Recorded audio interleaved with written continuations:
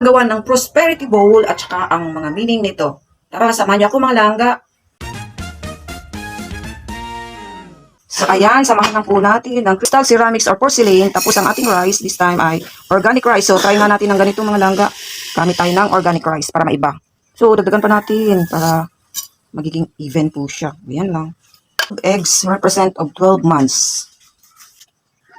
Yes!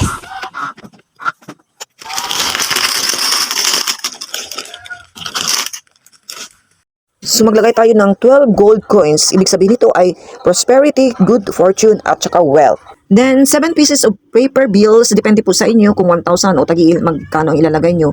It's by choice lang mga langga at tatalian po natin ng red ribbon. So it represent wealth and prosperity for 7 days. So temporary, pumelo po munang nilagay po natin sa center kasi hindi pa po tayo nakabili ng mandarin. Mga wishes mo, isulat po dyan.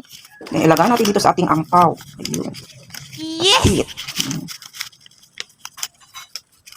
Plus, other one is 88 pesos. Para coins, depende lang yan. Choice mo lang yan kung magkano ilalagay mo.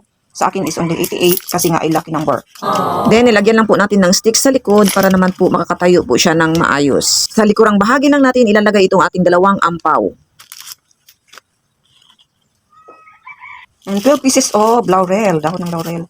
Hindi natin maganda. For protection.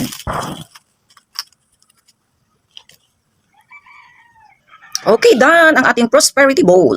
O ay ang ating belief or paniniwala natin.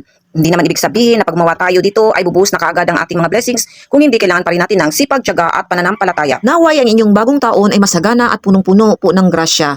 Kaya kung may natutunan ka, click na lang po ang follow for more. Thank you everyone!